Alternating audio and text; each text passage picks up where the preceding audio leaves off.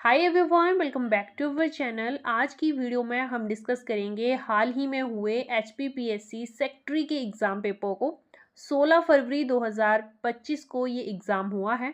Completely इस paper को solve करेंगे। जो ऑफिशियली HPPSC ने आंसर की रिलीज़ की थी, उसी के बेसिस पे आज ये क्वेश्चन पेपर जो है आपके साथ डिस्कस किया जाएगा। फर्स्ट क्वेश्चन है, हिमाचल प्रदेश के बारे में निम्नलिखित कौन सा सही है? ऑप्शंस हैं, the Baspa valley is also known as Beas valley, Pabbar valley is also known as Kotkhai valley, and third is Swan valley rises from Mani Mahesh, and D option है the Asni river is tributary of Giri river. सबसे पहले बात करते हैं बसपा वैली की, जिसमें कहा गया है कि बसपा वैली का दूसरा नाम जो है वो ब्यास वैली है। ये ऑप्शन बिल्कुल गलत है। ब्यास वैली कहने के लिए ब्यास रिवर का उस जगह से गुजरना ज़रूरी है। बसपा वैली किन्नौर जिले में है, जबकि ब्यास किन्नौर को टच भी नहीं करती है। ब्यास नदी जो है वो कुल्लू, मंडी, कांगड़ा को टच करते हुए हिमाचल से बाहर निकल के पंजाब में चली जाती है। किन्नौर जिले में ये बहती नहीं है नदी, तो ब्यास वैली जो है वो किसी भी तरह से किन्नौर के किसी भी पार्ट को नहीं कहा जाएगा। तो ए ऑप्शन तो बिल्कुल गलत है। सेकंड है, द पब्बो वैली को दूसरे नाम से कोटखाई वैली से कहा जाता है। ये भी ऑप्शन गलत है। पब्बो वैली जो है शिमला में एग्जिस्ट करती है, बट ये कोटखाई में नहीं है। इसे कोटखाई वैली नहीं कहा जाता। अगर पब्बर रिवर की बात करें तो ये ट्रिब्यूटरी है टोन्स की, और टोन्स फर्दर जो है ट्रिब्यूटरी है यमुना की। ये रिलेटेड क्वेश्चन जो है इस पॉइंट से बन सकते हैं, तो ये ध्यान रखिएगा। स्वां रिवर जो है मनी महेश से राइज करती है, ये भी गलत है। मनी महेश है जो चंबा जिले में है, और स्वां रिवर जो है वो ऊना जिले में पड़ती हैं। तो थर्ड ऑप्शन भी गलत हो जाता है। यहाँ पे हमारा फोर्थ ऑप्शन बिल्कुल सही है। असनी रिवर जो है वो गिरी रिवर की ट्रिब्यूटरी है। आपका क्वेश्चन ये है, आप मुझे कमेंट बॉक्स में ये बताएंगे कि गिरी रिवर जो है हिमाचल के किस जिले में बहती है। नेक्स्ट क्वेश्चन है, हिमाचल प्रदेश में निम्नलिखित कौन सी चोटी अपने जिले के साथ सही सुमेलित है?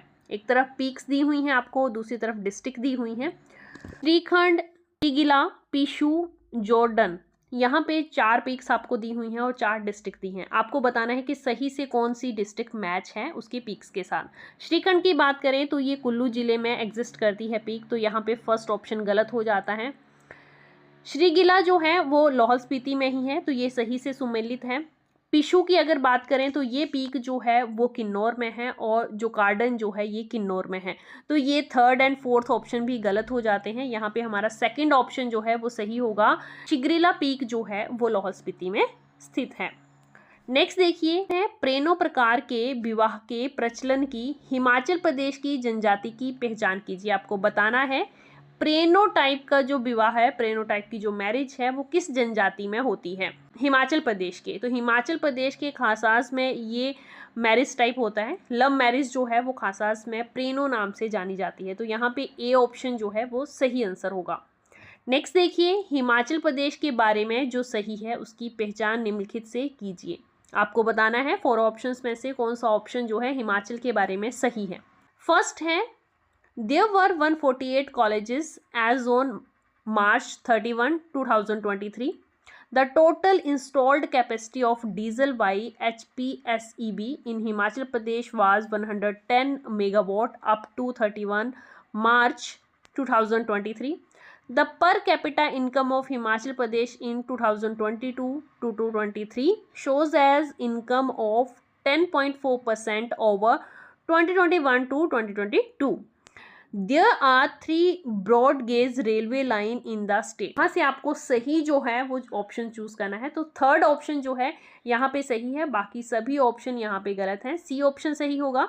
डी ऑप्शन की अगर बात करें तो हिमाचल में केवल एक ही ब्रॉड गेज रेलवे लाइन है।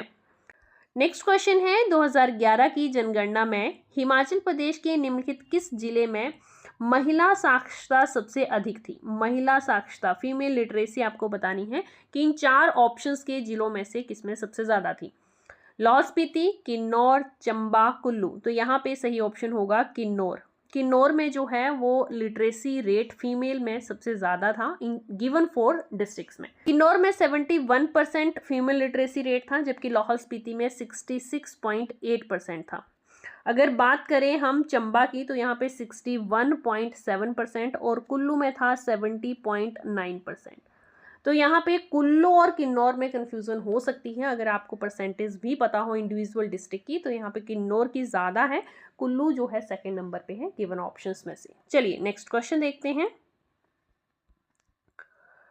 वर्ष 2023-24 में हिमाचल प्रदेश के आर्थिक सर्वेक्षण के अनुसार सरकारी संस्थानों में हिम इरा कैंटीनों की सही संख्या की पहचान कीजिए। हिम इरा कैंटीनों की संख्या जो है वो 2023-24 में कितनी थी हिमाचल में? तो ये थी 17। डी ऑप्शन इसका सही आंसर है।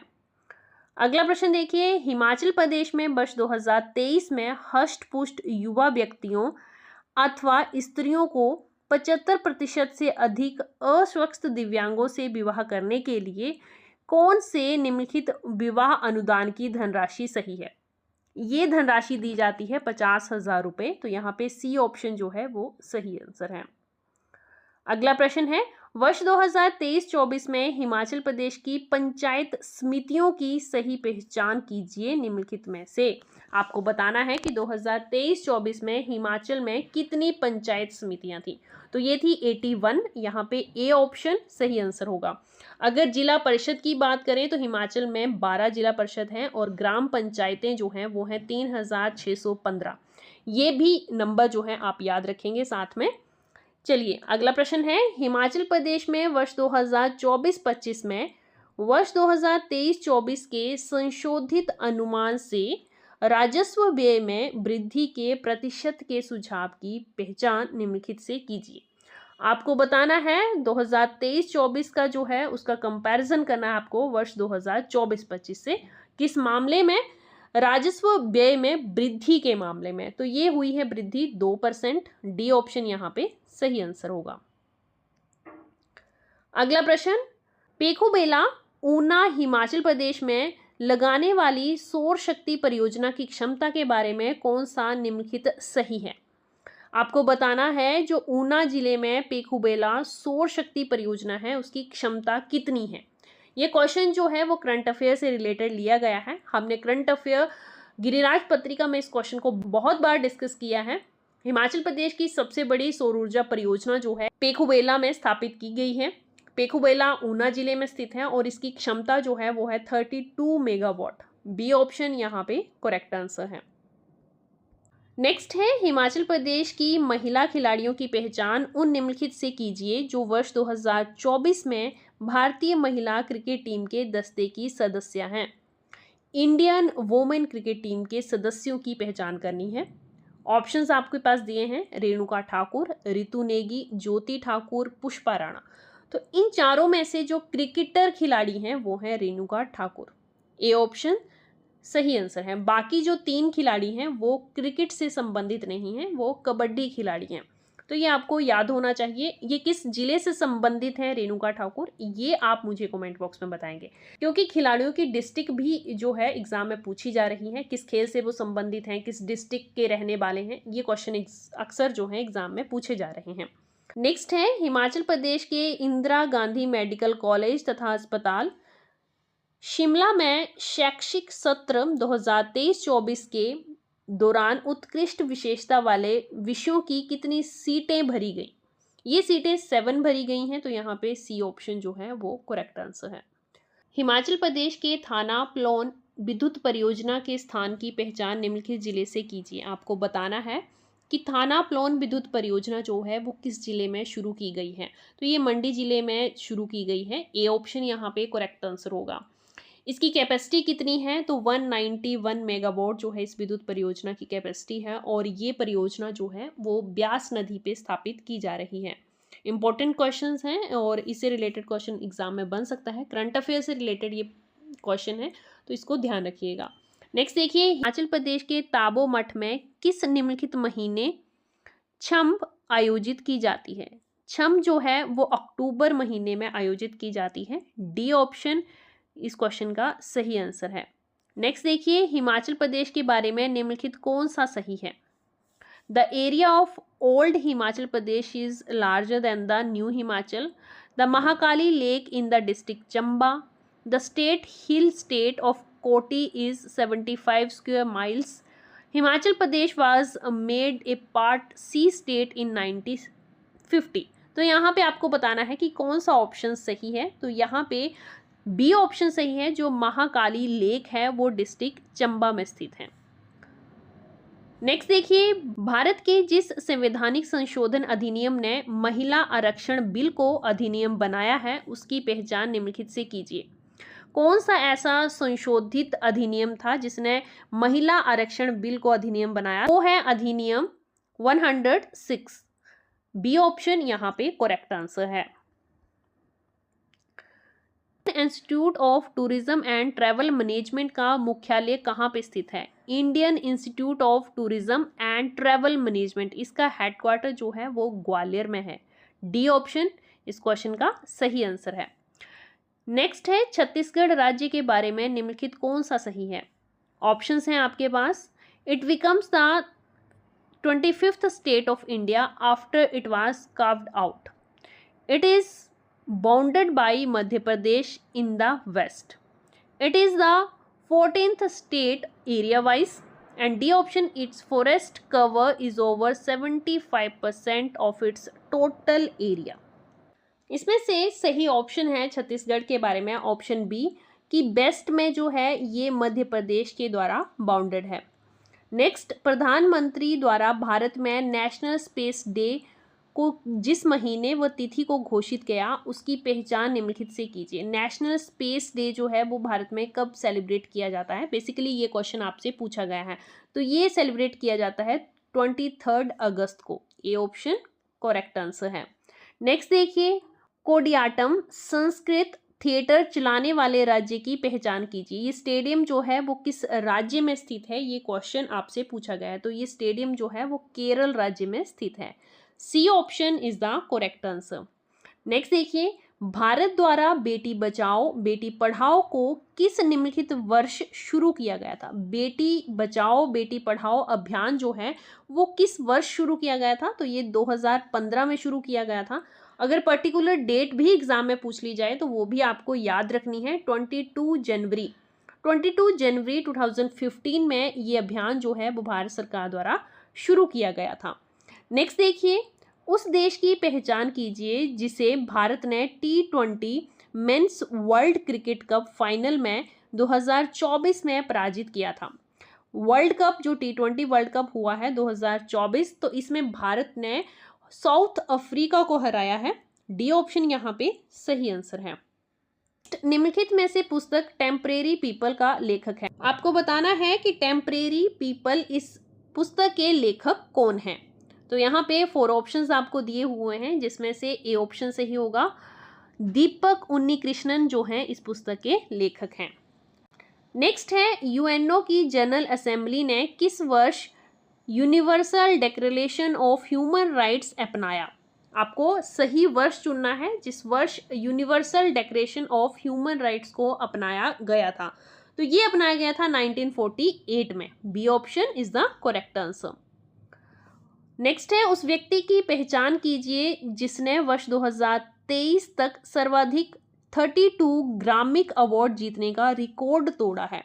ये रिकॉर्ड जो है वो तोड़ा गया है वॉइन्स के द्वारा। डी ऑप्शन करेक्ट आंसर है। अगला प्रश्न है हमारे पास, श्री संबोधि महाविहार टेम्पल, ये टेम्पल जो है किस देश में स्थित है? ये क्वेश्चन आपसे पूछा गया है। तो ये टेम्पल जो है वो श्रीलंका में है। सी ऑप्शन यहाँ पे करेक्ट आंसर है। 27वां क्वेश्चन पूछा गया है, वर्ष 2024 में चीन के अंतरिक्ष यान में चंद्रमा पर अवतरण के बारे में कौन सा निम्नलिखित सही है? It landed on the middle of the moon, unfortunately it crashed before landing, it landed on far side of the moon, D option is it moved over the moon and return. तो यहाँ पे सी option जो है इस question का सही answer है। It landed on the far side of the moon.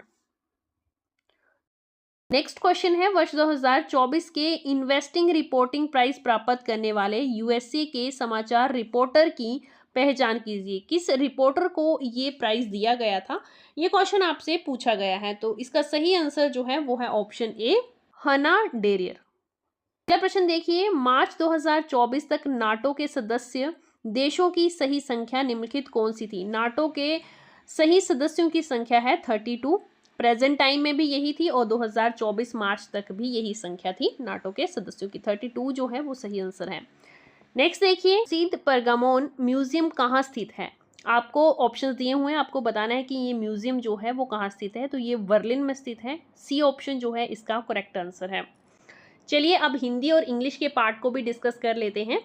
निम्नलिखित में से कौन सा शब्द कपड़ा शब्द का पर्यायवाची नहीं है? पर्यायवाची नहीं है आपको चूज करना है और शब्द दिया है आपके पास कपड़ा। तो कपड़ा शब्द के पर्यायवाची कौन कौन होते हैं पहले उन्हें देखेंगे। कपड़ा मीन्स परिधान, पट, लिबास, वसन, चीर, ये सभी जो हैं वो कपड़ा शब्द के पर्यायवाची होते हैं। तो यहाँ पे देखिए वसन, चीर, पट, ये तो पर्यायवाची हुए कपड़े के, तो हमें नहीं पूछा हुआ है, तो यहाँ पे व्यसन जो है ये कपड़ा शब्द का पर्यायवाची नहीं होता। बी ऑप्शन सही है। सेकंड देखिए, कनिष्ठ शब्द का विलोम है। कनिष्ठ शब्द का अर्थ क्या होता है पहले ये पता होना चाहिए। कनिष्ठ शब्द के दो मीनिंग में अर्थ आप लिख सकते हो, जैसे कि आयु में कोई छोटा होता है इसके लिए भी कनिष्ठ शब्द यूज किया जाता है और मर्यादा के लिए भी कनिष्ठ शब्द यूज होता है। तो यहाँ पे विलोम जो है वो ज्येष्ठ होगा। ज्येष्ठ का मतलब होता है आयु में बड़ा। ज्येष्ठ या फिर वरिष्ठ दोनों शब्द जो हैं वो कनिष्ठ के विलोम शब्द होंगे। अगला प्रश्न है, आंखों में चमक आना मुहावरे का अर्थ। यहाँ आपको एक मुहावरा दिया हुआ है, आपको इसका अर्थ बताना है। आंखों में चमक आना मीन्स बहुत खुशी होना, खुशी प्रकट करना। बी ऑप्शन जो है वो सही है आंसर है। नेक्स्ट क्वेश्चन, नई पत्रिका के लिए सप्ताह के अंत तक प्रतीक्षा करनी होगी। रेखांकित पद किस समास का उदाहरण है? रेखांकित पद है यहाँ पे सप्ताह। सप्ताह का आपको समास बताना है, तो जब भी आप समास करें तो उससे पहले उस शब्द का समास विग्रह कर लें, जिससे कि आपको बहुत इजी हो जाएगा समास को ढूंढना। सप्ताह का अगर समास विग्रह करें तो इसका समास विग्रह होता है 7 दिनों का समूह। यहाँ पे देखिए, जब अंक आए किसी भी समास में, जब अंकों की बात होने लगे 1, 2, 3, यहाँ पे 7 अंक आया है तो वो समास होता है द्विगु समास। अंकों से संबंधित एक ही समास है और वो है द्विगु समास। अगला प्रश्न, मन सागर मनसा लहरी बूढ़े बहे अनेक, पंक्ति में अलंकार है। ये पंक्ति किस अलंकार को शो कर रही है? तो ये पंक्ति जो है रूपक अलंकार प्रकट कर रही है। ए ऑप्शन जो है इसमें सही है। अगला प्रश्न है, इस पीपल के वृक्ष के पीछे एक मंदिर है। रेखांकित पद अव्यय का प्रकार है। रेखांकित पद है यहाँ पे के पीछे। यहाँ पे पीपल के वृक्ष और मंदिर का संबंध बताया हुआ है कि पीपल का जो वृक्ष है उसके पीछे मंदिर है, संबंध है दोनों के बीच बताया गया, तो यहाँ पे संबंध बोधक अव्यय होगा। बी ऑप्शन यहाँ पे सही आंसर है। नेक्स्ट देखिए, आसमान में उड़ता गुब्बारा अचानक फट गया। रेखांकित पदबंध का प्रकार है। रेखांकित पद देखिए यहाँ पे है आसमान में उड़ता हुआ गुब्बारा, तो यहाँ पे जो पदबंध है वो होगा संज्ञा। संज्ञा पदबंध क्या होती है? जब एक या एक से ज़्यादा पद मिलके संख्या का काम करें तो उसे जो है संख्या पदबंध कहा जाता है। तो यहाँ पे देखिए 4 शब्द जो हैं, 4 पद जो हैं मिलके संज्ञा का काम कर रहे हैं, तो इसीलिए यहाँ पे संज्ञा पदबंध होगा। ए ऑप्शन इस क्वेश्चन का सही आंसर होगा। अगला देखिए, तुम पढ़े लिखे हो इसलिए ढंग से बात करो। रचना की दृष्टि से वाक्य का प्रकार है। रचना की दृष्टि से आपको बताना है कि इस वाक्य में कौन सा प्रकार यूज हुआ है।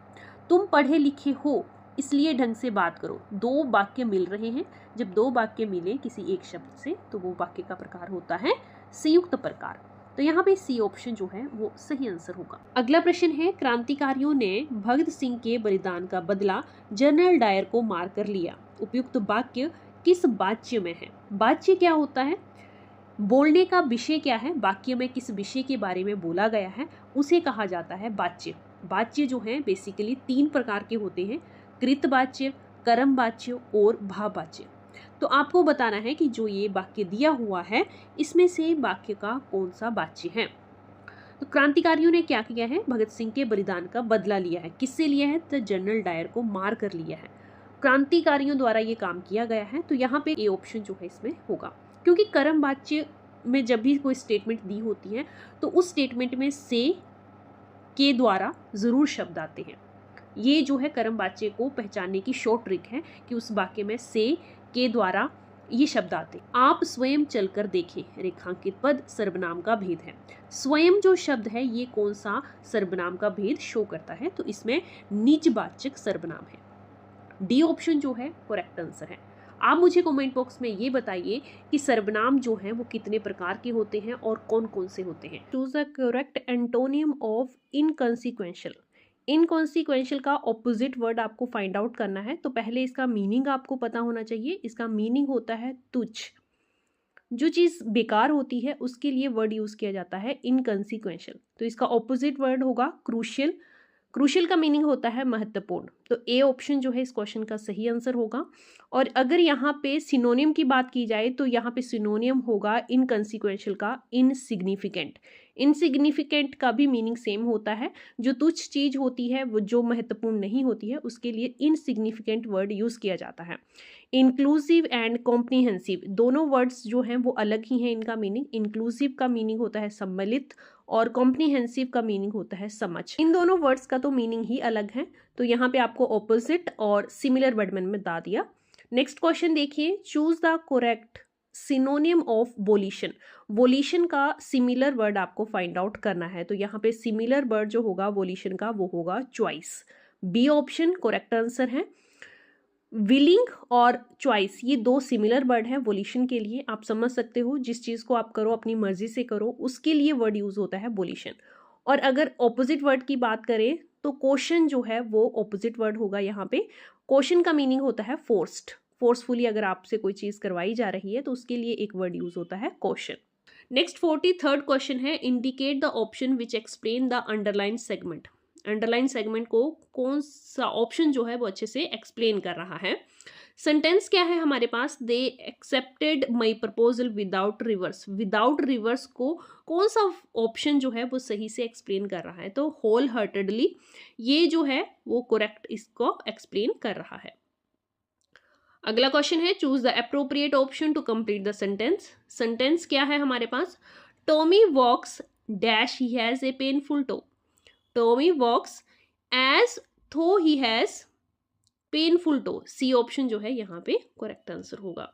Next, choose the option which indicate the segment containing an error. तो यहाँ पे एक सेंटेंस आपको दिया हुआ है, आपको बताना है कि कौन सा सेगमेंट है इसका जो कि एरर शो कर रहा है। सेंटेंस है, we have been working on quantum for a long time and our institution dates back to the early creation of quantum information। तो dates back to the early ये एक एरर कंटेन कर रहा है, तो यहाँ पे सी ऑप्शन जो है वो करेक्ट आंसर है। नेक्स्ट है, choose the appropriate option to complete the sentence. क्या है sentence, the notice was issued dash everybody gets the information.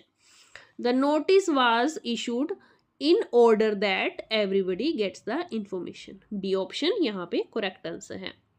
अगला क्वेश्चन है, choose the following into passive voice. आपको एक सेंटेंस दिया हुआ है, आपको इसका करेक्ट पैसिव वॉइस चूज करना है गिवन 4 ऑप्शंस में से। सेंटेंस क्या है, they could spend much of the time working on there project. इसका पैसिव वॉइस जो है वो आपको चूज करना है, तो यहाँ ए ऑप्शन सही रहेगा। Much of the time could be spend by them working on their projects. 48th question है, change of the following into active voice. आपको सेंटेंस दिया है जिसका कि आपको एक्टिव वॉइस जो है वो बनाना है। सेंटेंस क्या है, the ministry is expected to issue a detail response. इसका एक्टिव वॉइस होगा option A, people expected the ministry to issue a detail inquiry. A option यहाँ पे करेक्ट आंसर होगा। 49th जो क्वेश्चन है इस क्वेश्चन पेपर का, that is choose the correct indirect form of the following. Sentence आपको दिया हुआ है, आपको इसका इनडायरेक्ट फॉर्म जो है वो चूज करनी है। Reema will you get up and start working immediately said the mother. तो यहाँ पे इसका इनडायरेक्ट फॉर्म जो है वो सही होगी, the mother asked Reema if she could get up and start working immediately. B option यहाँ पे इसकी करेक्ट जो है वो इनडायरेक्ट फॉर्म है। 50th question and last question है ये इंग्लिश के पोर्शन का, arrange the following jumbled part into meaningful sentence. आपको एक सेंटेंस जो है वो पार्ट्स में दिया हुआ है, आपको अरेंज करना है ताकि उसकी जो है मीनिंगफुल जो है कोई सेंटेंस बन सके। पार्ट्स हैं, by the doctors from the standard treatment guidelines are expected to be as per the prescription issued government hospital. इसको आपको अरेंज करना है, तो अरेंजमेंट जो है वो कैसे स्टार्ट की जा सकती है, देखिए यहाँ पे अरेंजमेंट, एक मीनिंगफुल अरेंजमेंट जो बन रही है, the prescription issued by doctor from government hospital are expected to be as per the standard treatment guidelines. तो ये जो है एक अरेंजमेंट है पार्ट्स की, जो कि एक मीनिंगफुल सेंटेंस बना रही हैं। तो सी ऑप्शन जो है यहाँ पे देखिए सही आंसर है। यहीं पे आज की वीडियो क्लोज करते हैं। आई होप ये वीडियो आपके लिए इन्फॉर्मेटिव रही होगी। वीडियो पसंद आई हो तो लाइक और शेयर ज़रूर कर दें, और अगर अभी तक आपने हमारे चैनल को सब्सक्राइब नहीं किया है तो चैनल को सब्सक्राइब भी कर लें। Thanks for watching.